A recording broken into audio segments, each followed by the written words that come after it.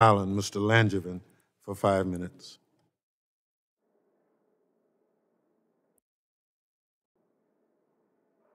Thank you, Mr. Chairman, and I want to thank our witnesses for their testimony today, and thank the chairman for his kind words and his opening remarks on my leaving the committee at the end of this year. It's been a pleasure serving with everyone, and I will miss the work and the people deeply. But I thank our witnesses for being here. So it's been 1 year since the department submitted its report evaluating PPD 21 as required by Section 9002 of the 2021 NDAA.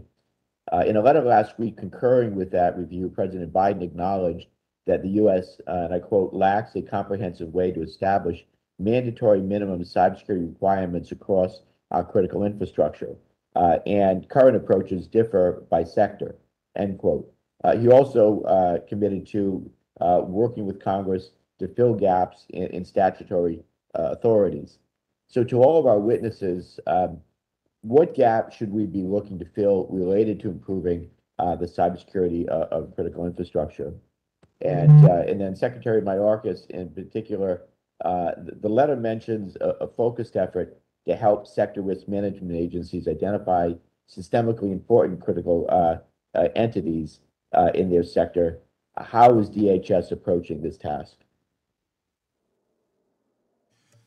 Thank you very much, Congressman. I believe I caught the gist of your question. We are doing quite a number of things to address cybersecurity, and specifically in the critical infrastructure arena. Of course, the mandatory cyber incident reporting legislation that you and other members of this committee championed is going to be so vitally important, and quite frankly, a model for other countries to follow.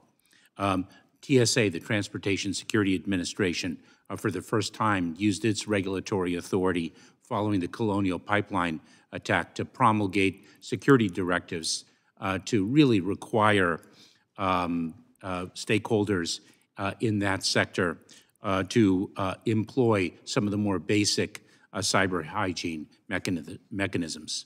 Just in the last few weeks, CISA, the Cybersecurity and Infrastructure Security Agency, promulgated its voluntary cyber security performance goals, which really make cyber hygiene far more understandable and accessible to a broad spectrum of industry leaders and industry participants.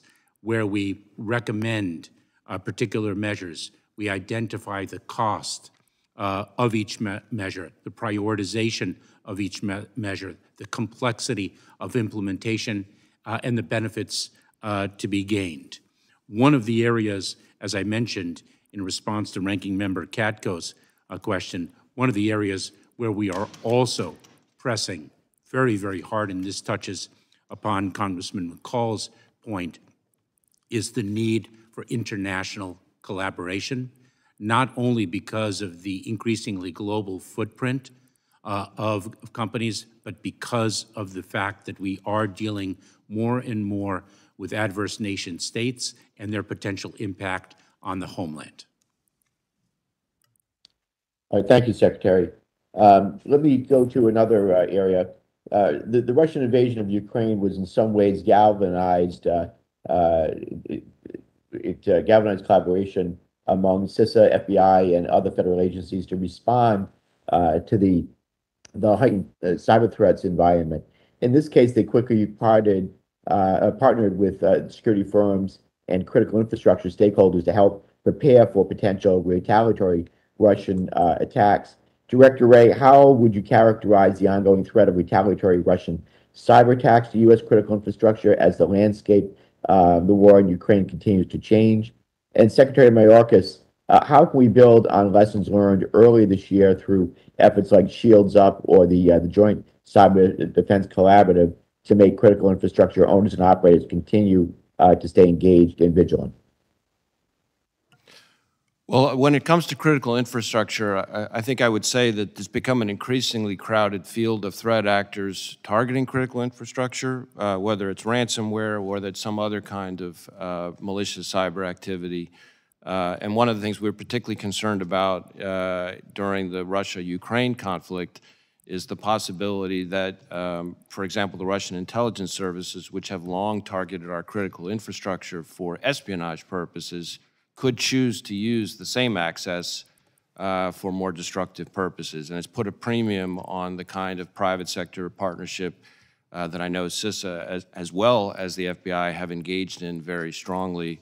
The private sector partnership is the critical ingredient to defending critical infrastructure in this country, and I think we've made very significant progress. There's also a lot more work to be done, but we are very much on the right path, in my view. Gentleman's time has expired. Chair recognizes the gentleman from